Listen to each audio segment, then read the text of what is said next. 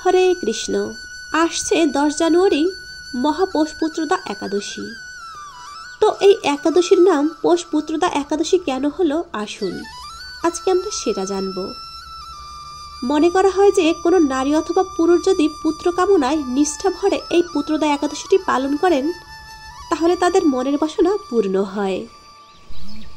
একবার মহারাজ যুধিষ্ঠির শ্রীকৃষ্ণকে বলেছিলেন, হে কৃষ্ণ, পৌষ মাসের শুক্লপক্ষের একাদশীর নাম কি, বিধি বা কি, কোন দেবতা ওই দিনে পূজিত হন এবং আপনি কার প্রতি সন্তুষ্ট হয়ে সেই ব্রতফল প্রদান করেছিলেন, কৃপা করে আমাকে সবিস্তারে বলুন।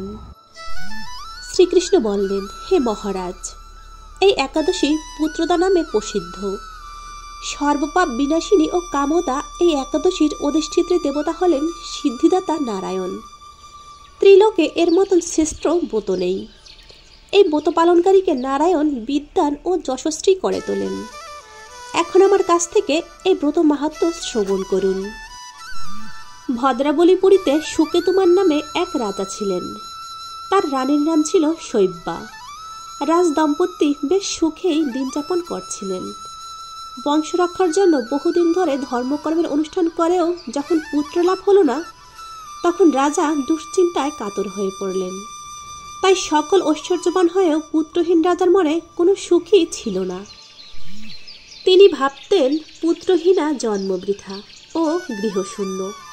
পিতৃদেব মনুষ্যলোকের কাছে যে ঋণ রেখে যান শাস্ত্রে উল্লেখ আছে, তা পুত্র বিনা পরিশোধ হয় না।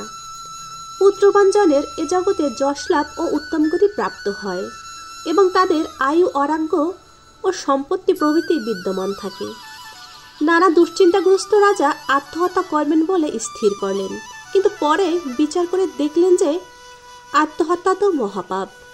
এর ফলে কেবল দেহেরই বিনাশ হবে, কিন্তু আমার পুত্রহীনতা তো দূর হবে না। তারপর রাজা একদিন নিবিড় বনে গমন করলেন। বন ভ্রমণ করতে করতে দ্বীপ্রহর অতিক্রম হলে রাজা ক্ষুধা তৃষ্ণায় কাতর হয়ে পড়লেন। তখন তিনি চক্রবাক, রাজহংস এবং নানা রকম মাছে পরিপূর্ণ একটি সরোবর দেখতে পেলেন। সরোবরের কাছে একটি মুনিদের আশ্রম ছিল। সরোবর তীরে বেদপাঠরত মুনিগণও ছিলেন। মুনিগণ রাজার প্রতি প্রসন্ন হয়ে তাদের সেই স্থানে আসার কারণ ও পুত্রদা একাদশীর কথা জানালেন। মুনিদের কথা শোনার পর যথাবিধানে রাজা কেবলমাত্র ফলমূলাদি আহার করে সেই ব্রত অনুষ্ঠান করলেন। 12 দিনে উপযুক্ত সময়ে সস্বাদে সহকারে পালন করলেন। মুনিদের প্রণাম নিবেদন করে নিজ গৃহে ফিরে গেলেন। ব্রত প্রভাবে রাজার যথাসময়ে একটি তেজস্বী পুত্র লাভ হলো।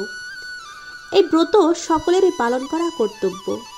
নিষ্ঠা সহকারে যারা এই পুত্রদা একাদশী ব্রত পালন করবে তারা পুত নামক নরক থেকে পরিত্রাণ লাভ করবে। এই ব্রতকথা শ্রবণ কীর্তনে অগ্নিষ্টম যজ্ঞের ফল পাওয়া যায়। ত্রিলোকে এর মতন শ্রেষ্ঠ ব্রত আর নেই।